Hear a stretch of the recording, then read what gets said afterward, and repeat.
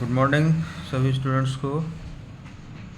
आज हम लोग प्रोबेबिलिटी शुरू करेंगे और 12th की जो प्रोबेबिलिटी है उसका जो पहला टॉपिक है वो कंडीशनल प्रोबेबिलिटी है। उससे पहले हम लोग पिछले 11th क्लास में हम लोगों ने जो प्रोबेबिलिटी के कुछ फार्मूले जो पढ़े हैं उन फार्मूलों को देख लेंगे। हालांकि 11th में काफ़ी सारे फार्मूले हैं, उनमें से जो अभी यूज़ होंगी या जो बेसिक फार्मूले हैं वो हमने लिखा है। सबसे पहले ये आप देख रहे हैं कि प्रोबेबिलिटी ऑफ एनी इवेंट आपका NE/NS, इसी को हम लोग बोल सकते हैं कि किसी इवेंट E के होने की प्रायिकता या प्रोबेबिलिटी, और ये आपका टोटल आपका जो है कि प्रोबेबिलिटी है। यानी आप कह सकते हैं कि फेवरेबल इवेंट बाय तो आपका जो है कि या favourable outcome divided by total outcome, इसी को हम लोग लिखते हैं। किसी इवेंट कोई इवेंट अगर E होने की प्रायिकता है तो उसके लिए जो है कि P = NE/NS। E आपका NE हो गया फेवरेबल आउटकम और NS हो गया आपका टोटल आउटकम। अब हम लोग पहले भी पढ़ चुके हैं कि कोई भी प्रोबेबिलिटी जो है उसका जो मिनिमम वैल्यू 0 और मैक्सिमम वैल्यू 1, तो यानी प्रोबेबिलिटी किसी भी इवेंट का जो है आपका जो है 0 से 1 के बीच में वेरी करता है। एक और फॉर्मूला है जो हमारा है कि किसी भी इवेंट के होने की प्रायिकता और नहीं होने की प्रायिकता दोनों के बीच संबंध होता है। ये आप नीचे वाला पहले देखिए, P + P0 E = 1। इसी से ये दोनों फॉर्मूले ऊपर के दोनों हैं। P0 E = 1 - P, P = 1 - P0 E। एक और फार्मूला जो है PA × B = PA + PB - PA ∩B। इसके अलावा और भी फार्मूले हैं जो हम लोगों ने क्लास 11 में पढ़े हैं, लेकिन अभी फ़िलहाल हम ये बेसिक फार्मूले ही जो हम लोगों ने अभी मैंने लिखा है, इसको जो है ये अभी यूज़ होगा तो हमने इसको यहाँ पर लिख दिया है ताकि आप एक बार फिर से जो है कि आपके दिमाग में ये सारे फार्मूले आ जाए। अब आते हैं कंडीशनल प्रोबेबिलिटी। कंडीशनल प्रोबेबिलिटी का हमने डिफिनीशन यहाँ लिखा है कि अगर दो event let E and F be two events with a random experiment,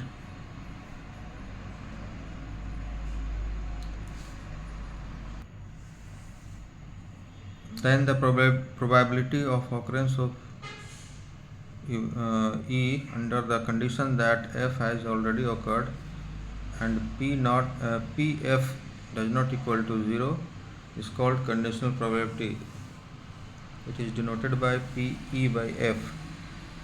इसको आप समझिए कि दो इवेंट है E और F जो किसी रैंडम एक्सपेरिमेंट से किसी एसोसिएट है। अब जो है कि अगर किसी इवेंट E की ऑकरेंस की प्रोबेबिलिटी हमें निकालना है, यदि दिया हुआ है कि जो दूसरा इवेंट F है वो ऑलरेडी जो है कि हो चुका है, यानी कहने का मतलब है कि पहले F घटित हो चुका है, उसके बाद हमारा जो है कि ऑकरेंस ऑफ E निकालना है, यानी F के इन्फ्लुएंस में ऑकरेंस ऑफ E निकालना है तब। और वहाँ पर एक और कंडीशन है कि F अगर probability of F does not equal to 0 हो तब जो है कि इस कंडीशन को हम लोग इसे हम लोग कंडीशनल प्रोबेबिलिटी कहते हैं और इसको हम लोग PE/F से डिनोट करते हैं। PE/F का मतलब हुआ कि F ऑलरेडी ऑकर्ड हो चुका है। F की घटना घटित होने के बाद, F इवेंट होने के बाद हमारा प्रोबेबिलिटी ऑफ इवेंट E का जो होना है उसी को PE/F कहेंगे। अब PE/F जनरली P = क्या होता है, NE/NS होता है।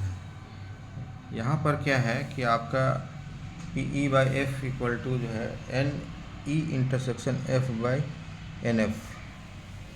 यहाँ पर जो है F के इन्फ्लुएंस में E का होना, E/F मतलब हो गया कि F हो रहा है, उसके बाद जो है कि F के कंडीशन में E का ऑकरेंस, तो उस कंडीशन में जो है F जो है कि आपका ऑल पॉसिबल जो है कि इवेंट हो जाता है और वहाँ पर NS के जगह पर नीचे आपका जो है डिनोमिनेटर में NS के जगह पर आपका जो है कि NF है और ऊपर जो है आपका E और एफ़ का जो इंटरसेक्शन है वही जो है under the influence of F जो है कि हमें मिलेगा। तो ऊपर जो है आपका एन ई इंटरसेक्शन एफ़, ये हो गया आपका फेवरेबल इवेंट, क्योंकि एफ़ घटित होने के बाद ई का होना है, तो जो चीज़ें एफ़ और ई दोनों में होंगी वही चीज़ें हमें मिलेंगी। तो आपका जो है कि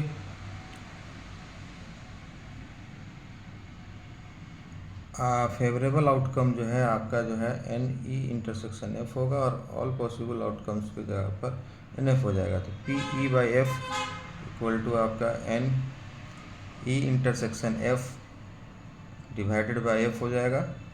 अगर दोनों को, ये दोनों में हम एन एस से डिवाइड करते हैं तो ये जानते हैं कि किसी भी इवेंट को N E by N S जो है आपका होता है पी, तो उसी तरह N E intersection F by N S जो है कि पी ई इंटरसेक्शन एफ हो जाएगा, और N F by N S जो है आपका पी एफ हो जाएगा।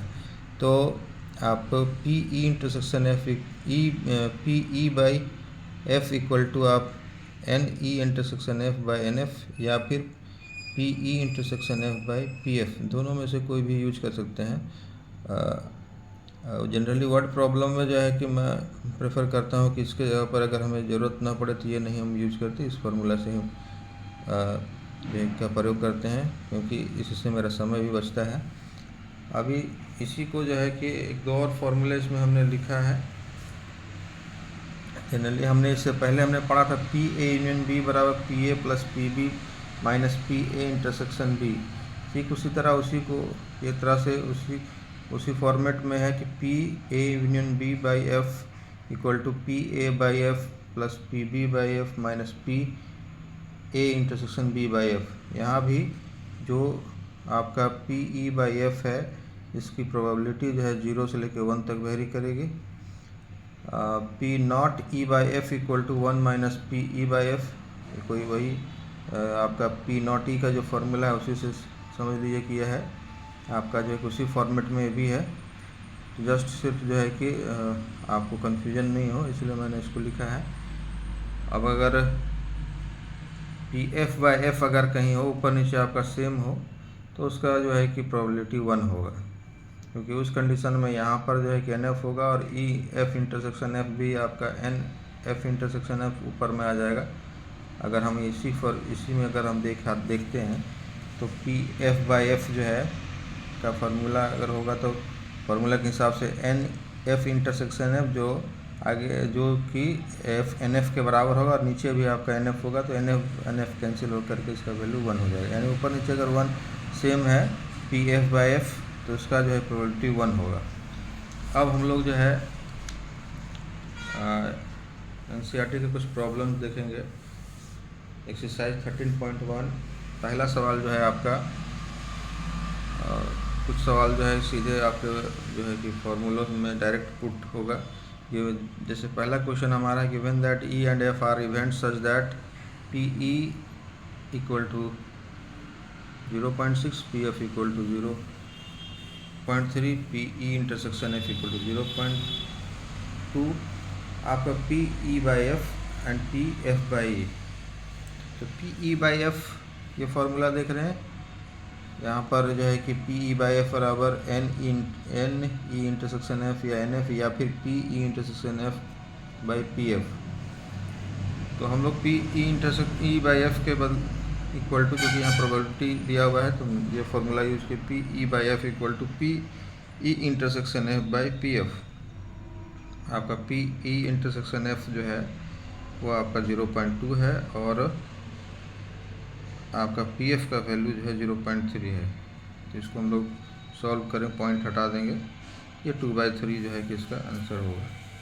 अगर उलट जाता है पी एफ बाई ई निकालना है तो नीचे आपका जो है कि आप इसको देख सकते हैं कि नीचे जो रहता है इक्वल टू के बाद यहाँ पर नीचे उसी का प्रोबेबिलिटी है, ऊपर में पी ई इंटरसेक्शन एफ है। तो अगर ये एफ बाई ई होगा तो यहाँ पर नीचे ई है तो यहाँ पे पी ई हो जाएगा, और ऊपर में वही P E intersection F same रह जाएगा। तो अगला जो हमारा निकालना है पी एफ बाई ई, उसका जो है हम इसको देखेंगे।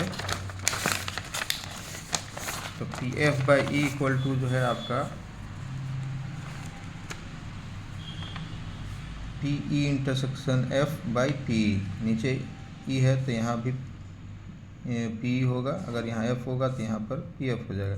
अब ये पी ई इंटरसेक्शन एफ 0.2 है, पी ई का वैल्यू 0.6 है, इसको हम लोग सॉल्व करेंगे 1/2 हो गया, ये आंसर हो गया। तो बहुत सिंपल सा सवाल है। इसी तरह आप क्वेश्चन नंबर 3 देखिए कि इसमें पी ए दिया हुआ है, पी बी दिया हुआ है, पी बी बाई ए दिया हुआ है, तो हमें पी ए इंटरसेक्शन बी और पी ए बाई बी और पी ए यूनियन बी निकालना है। अब ए इंटरसेक्शन बी निकालने के लिए हम यहाँ देखिए कि आप अगर पी ए यूनियन बी दिया हुआ रहता तो पिछले एक्सरसाइज के फॉर्मूले से हम बना सकते थे, लेकिन पी ए पी बी है, यूनियन नहीं दिया, वो भी हमें निकालना है। तो हम ये पी बी बाई ए जो है, जो बी बाई ए है, पी बी बाई ए का फॉर्मूला लेंगे। P B by A equal to क्या होगा, जैसे E by F equal to जो है P E intersection F by P F होगा, उसी तरह P B by A equal to A और बी के जगह पर ई और एफ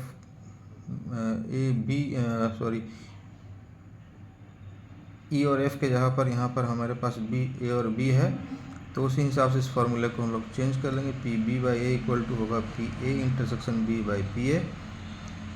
अब ए इंटरसेक्शन बी हमें पी बी बाई ए हमें मालूम है 0.4, और पी ए इंटरसेक्शन बी हमारा जो है ये निकालना है, और पी ए का वैल्यू दिया है 0.8। ये दोनों उधर पी ए इंटरसेक्शन बी बराबर हमारा हो जाएगा 0.4 इंटू 0.8, ये 0.32 हो जाएगा। दूसरा हमें निकालना है पी ए बाई बी।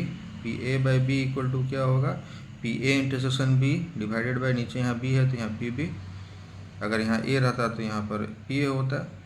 अब ये value P A intersection B हम निकाले हैं 0.32, और पी बी का वैल्यू 0.5 है, इसको हम सोल्व करेंगे 16/25 जो है आंसर होगा।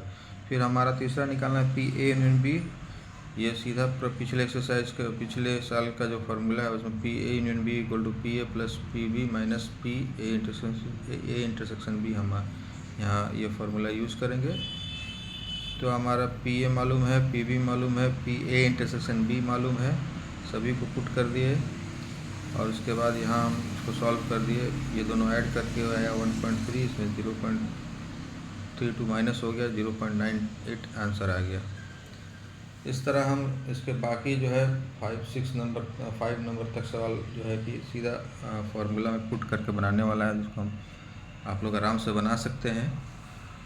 अब आते हैं हम लोग वर्ड प्रॉब्लम पर। तो 6 से लेके 9, 8 तक जो है कि उसमें हमें P E by F her condition में निकालना है। क्वेश्चन नंबर 6 में 3 सवाल दिया हुआ है।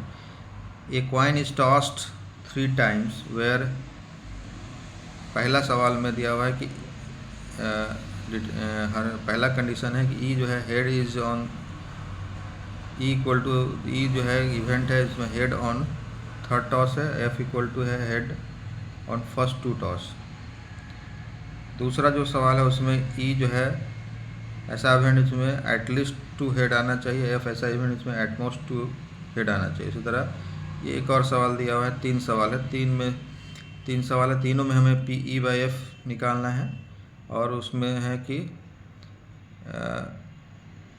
इसमें जो है कि हमारा क्या है कि इवेंट है एक कॉइन को 3 बार टॉस करना है। एक कॉइन को 3 बार टॉस कीजिए, कहीं कहीं पर ऐसे भी लिखा हुआ रह सकता है कि 3 कॉइन को 1 टाइम टॉस किया गया था। दोनों एक ही कंडीशन, दोनों में सेम चीज़ आएगा।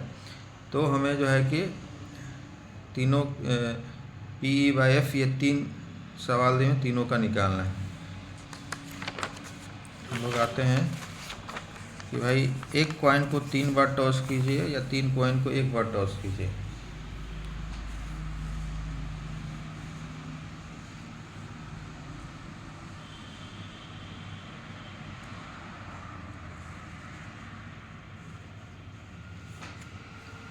तो सिंपल स्पेस क्या होगा,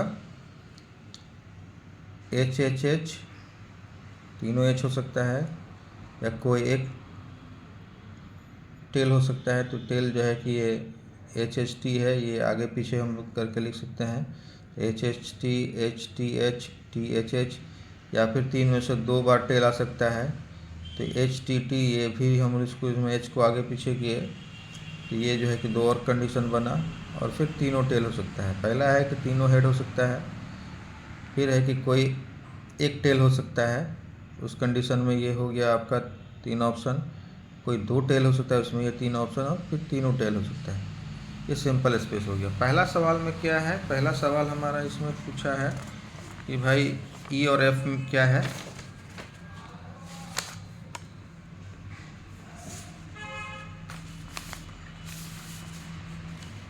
पहला सवाल में ई जो है हमारा है कि हेड ऑन थर्ड टॉस। तो भाई हेड ऑन थर्ड टॉस, तीसरे टॉस में हेड होना चाहिए।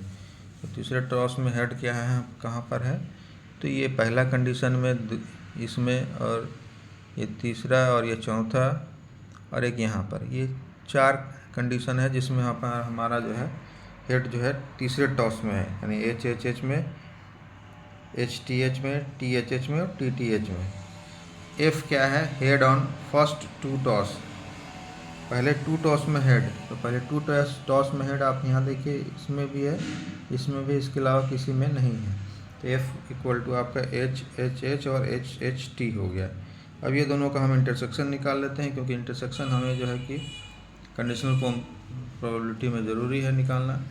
तो हमने ई इंटरसेक्शन एफ निकाला, दोनों में सिर्फ HHH मिल रहा है, यानी यहाँ पर आपका NE हो गया 4, NF हो गया 2 और NE इंटरसेक्शन एफ हमारा जो है 1 हो गया। हमें निकालना है PE/F। PE/F इक्वल टू क्या होगा, NE intersection F by NF, इसका वैल्यू है 1 और इसका वैल्यू है 2, 1/2।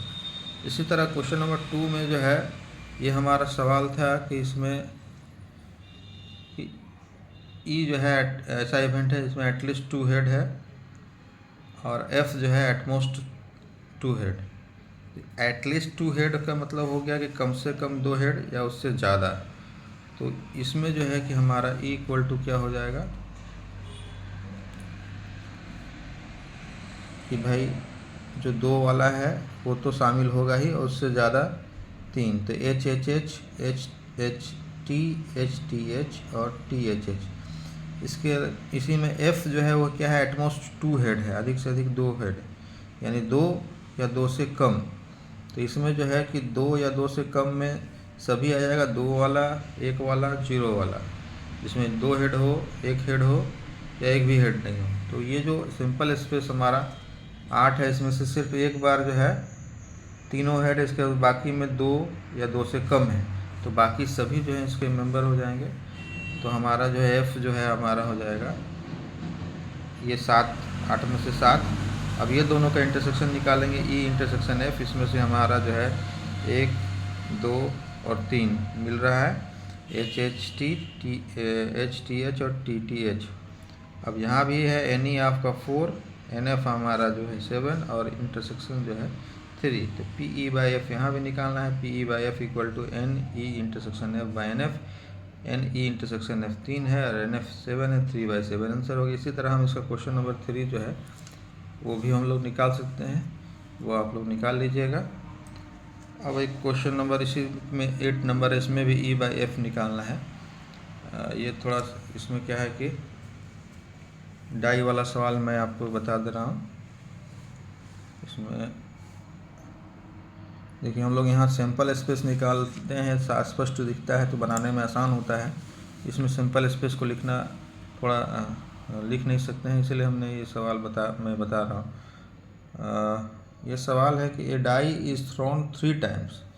एक डाई में हम जानते हैं कि कितना जो है अंक लिखा हुआ रहता है, तो 1 to 6, यानी एक डाई को एक बार फेंकेंगे तो 1 2 3 4 5 6 आएगा। इसको 3 बार फेंक रहे हैं, 3 बार फेंकेंगे तो एक बार फेंकेंगे तो 6 रिजल्ट, 2 बार फेंकने पर 6 × 6 यानी 36 रिजल्ट 36, और 3 बार जब फेंकेंगे तो 6 × 6 × 6 यानी 216 यानी 216। अब एक डाई सवाल है कि एक डाई इज थ्रोन 3 टाइम्स, ई दिया 4 अपीयर ऑन थर्ड टॉस और एफ है 6 and 5 appears respectively on first 2 tosses. तो उस कंडीशन में हमें PE/F निकालना है। अब आते हैं इस पर, आप यहाँ देखिए कि हमने कहा कि एक डाई को 3 बार जब हम टॉस करें, टोटल जो है हमारा 6 इंटू 6 यानी 216 जो है कि इवेंट होंगे। ई जो है कह रहा है कि थर्ड टॉस में 4 आना चाहिए। थर्ड टॉस में 4 कब कब आएगा? पहला कंडीशन है कि भाई 114, 124, 134, 144, 154, 164 ये हो गया। इसी तरह हम 214, 224, 234 से लेकर के 264, तो ये पहला जो ग्रुप है उसमें 6 रिजल्ट, दूसरे ग्रुप में 6 रिजल्ट। उसी तरह 314, 324, 334 से लेकर के हम 364 इसमें भी 6 होगा। इसी तरह 41 से लेकर 46 इसमें भी 6 होगा। इसमें भी 51 से 56 में भी 6 होगा और 61 से लेकर 66 में भी 4 6 बार। टोटल हमारा यहाँ पर जो है 36 है, जिसको हमने शॉर्ट में लिखा है। तो एक 114 से लेकर 164 एक सेट हो गया, दूसरा 214, 224 से लेकर 264 तो 6 और हो गया, 12 हो गया। फिर 6 और बढ़ेगा यहाँ पर 18, फिर यहाँ पर 6 बढ़ेगा 24, फिर 6 बढ़ेगा 30 और फिर 6 बढ़ेगा 36। तो ये हमारा एनी हो गया 36। एफ जो है कह रहा है कि भाई पहले 2 टॉसेस में जो है 6 और 5 होना चाहिए। तो पहला 2 टॉस में 6 और 5 होगा, तो आखिरी वाला में 1 हो सकता है, 2 हो सकता है, 3 हो सकता है, 4 हो सकता है, 5 हो सकता है या 6 हो सकता है। एन एफ हमारा 6 हो गया। अब जो है ई इंटरसेक्शन एफ, ये दोनों में क्या मिल रहा है? तो ये दोनों में सिर्फ एक ही जो है लास्ट में 4 वाला जो आइटम है वही मिलेगा, तो 6 5 4 मिलेगा सिर्फ। तो एन ई इंटरसेक्शन एफ हमारा 1 हो गया। हमारा हमें निकालना है पी ई बाई एफ। इसका फॉर्मूला होगा N E intersection F by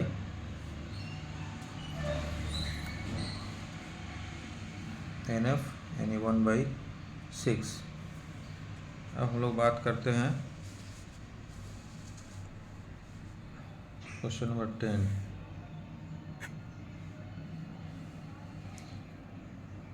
इसमें भी 2 सवाल है। पहला सवाल मैं बता रहा हूँ, a black die and a red die are rolled.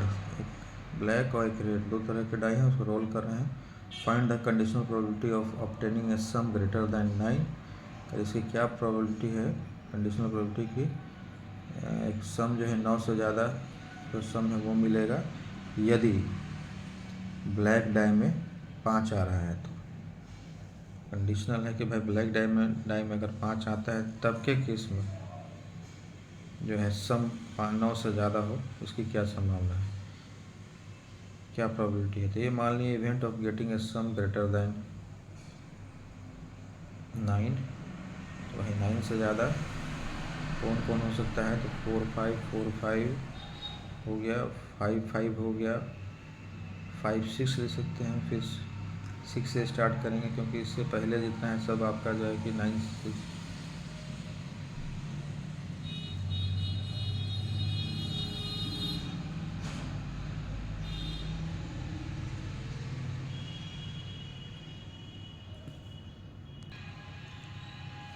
Sir यहाँ पर 4 6, तो हमें जो है 9 से ग्रेटर सम जो है वो मान लें हम कि इवेंट ए है। तो ये 4 6 हो गया, 5 5 हो गया, 6 4 हो गया, 5 6 हो गया, 6 5 हो गया और 6 6। इसके अलावा जितना का भी सम होगा वो क्या होगा? 9 से छोटा होगा, 9 या 9 से छोटा होगा। तो हमें 9 से बड़ा जो है वो आपका जैसे एक ब्लैक और एक रेड दोनों मिला के हमारा टोटल रिजल्ट कितना होगा? 36। तो 36 में है ये हमारा हो गया कि उसमें से इतने जो हैं वो हमारा क्या है जिसका सम जो है 9 से ज़्यादा है, यानी 10 या 10 से ज़्यादा है। अब आते हैं दूसरा जो है इवेंट है वह आपका क्या है कि ब्लैक डाई जो है उसमें 5 हो। तो ब्लैक डाई में 5 B equal to event of getting 5 in black die. मान लेते हैं कि हम ब्लैक डाई को पहले रोल कर रहे हैं, तो 5 1 5 2 5 3 5 4 5 5 5 6, यानी ब्लैक डाई में 5, बाकी में रेड में 1 2 3 4 5 कुछ भी हो सकता है। तो 5 1 5 2 5 3 5 4 5 5 5 6। अब हमारा ए और बी दोनों में जो कॉमन है वो हमारा दोनों में 5 5 मिल रहा है और 5 6 मिल रहा है। तो ए इंटरसेक्शन बी आपका 5 5 और 5 6 हो गया। अब ए में हमारे पास एन ए जो है 6 मेंबर थे, तो एन ए जो है हमारा हो गया 6 एन बी हमारा इसमें भी आपका 6 है तो एन बी भी 6 और एन ए इंटरसेक्शन भी आपका 2। हमें निकालना है कि जब ब्लैक डाई में 5 निकले यानी पहले बी हो, उस कंडीशन में सम जो है हमारा 9 से ज़्यादा हो, यानी पी ए बाई बी निकालना है। P A by B equal to N A intersection B by N B. ये हमारा इंटरसेक्शन 2 है, एन बी का वैल्यू 6 है, 1/3 जो है ये हमारा आंसर हो गया। तो इस तरह से ये एक्सरसाइज आप बना सकते हैं। एक और हम सवाल आपको बता रहे हैं। A fair die is rolled, consider that event E equal to 135, X equal to 23, G equal to 2345। हमें जो है फाइंड करना है। पहला 3 सवाल इसमें है, P E by F, P F by E, P E by G, G by E. तो ये सब तो आप पहले निकाल सकते हैं बहुत आराम से, क्योंकि ई बाई एफ निकालना है तो ये दोनों का इंटरसेक्शन बटा आपका जो है कि पी एफ हो जाएगा। एफ बाई ई निकालना है तो फिर दोनों का इंटरसेक्शन डिवाइडेड बाई पी हो जाएगा। ई बाई जी निकालना है तो ये दोनों का इंटरसेक्शन डिवाइडेड बाई जी हो जाएगा। फिर यहाँ भी जी बाई ई निकालना है तो दोनों का इंटरसेक्शन डिवाइडेड बाई ई हो जाएगा। ये हम आपको थर्ड नंबर बता दे रहे हैं, P E union F by G and P E intersection F by G. जब भी हम निकालते हैं तो क्या होता है, ऊपर में इंटरसेक्शन होता है जो भी निकाल रहे हैं। जैसे ए बाई बी निकाले हैं तो ऊपर आपका ए और बी का इंटरसेक्शन, नीचे हमारा जो है यहाँ जो नीचे है वही रहता है। ठीक उसी प्रकार जब हम ई यूनियन एफ बाई जी निकालेंगे तो ऊपर ई यूनियन एफ और जी का इंटरसेक्शन होगा डिवाइडेड बाई नीचे हमारा जो है एन जी होगा। तो हम सबसे पहले क्या निकालेंगे,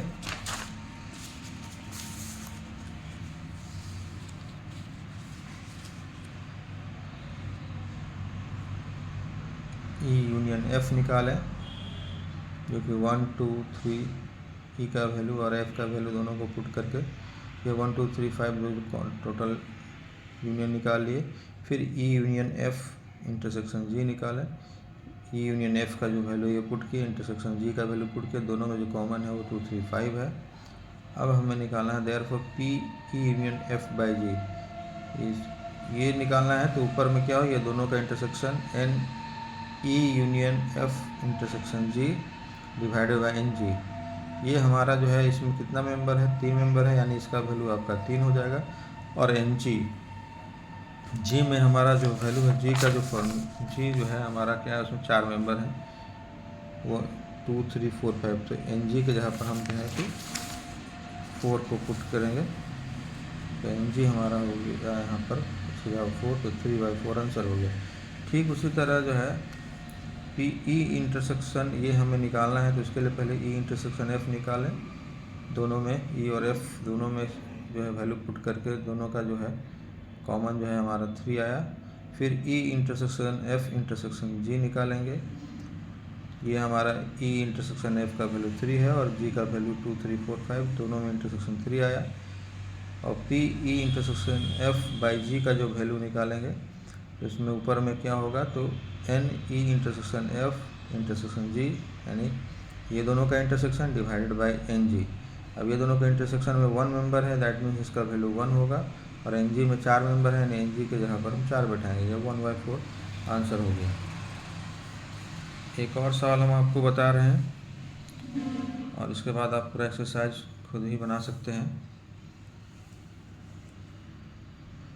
Can I assume that each child born is equally likely to be a boy or a girl?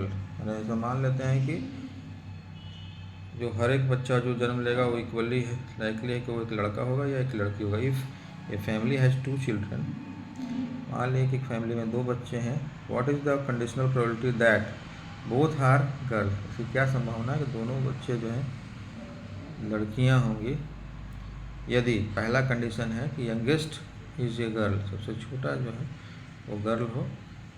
दूसरा कंडीशन दिया हुआ है कि एटलीस्ट 1 इज गर्ल। दूसरा है इस कंडीशन में निकालना है, यानी एक कंडीशनल प्रोबेबिलिटी में कि भाई यदि यंगेस्ट गर्ल है तो उस कंडीशन में दोनों लड़की जो है दोनों बच्चे लड़की होंगे, उसकी क्या संभावना है। दूसरा है कि अगर कम से कम एक गर्ल है तो उस कंडीशन में दोनों बच्चे जो हैं लड़कियां होंगी उसकी क्या संभावना है। अब इसको देखिए, मानते हैं कि इसका क्या होगा कि भाई पहली बच्ची लड़की हो सकती है, दूसरी लड़की हो सकती है, पहली लड़की दूसरा लड़का हो सकता है, या पहला लड़का दूसरा लड़की हो सकता है, या दोनों लड़का हो सकता है। ये 4 कंडीशन होगा। पहला जो हमारा जो है क्या है कि भाई बोथ चिल्ड्रेन आर गर्ल, दोनों चिल्ड्रन गर्ल का होगा, एक कंडीशन है G1 G2। बी है यंगेस्ट चाइल्ड गर्ल, यानी छोटा बच्चा जो है वो बाद वाला बच्चा वो लड़की है, तो उस कंडीशन देखेंगे तो एक यहाँ है और एक यहाँ है, तो आपका G1 G2 और B1 G2। अब ये दोनों का इंटरसेक्शन, ए इंटरसेक्शन भी दोनों में ये कॉमन है, तो ए इंटरसेक्शन भी आपका ये हो गया। हमारा PA/B निकालना है, क्योंकि क्या कह रहा है कि भाई अगर यंगेस्ट चाइल्ड जो है गर्ल है तो उस कंडीशन में दोनों बच्चे लड़कियां होंगी, उसकी क्या संभावना है।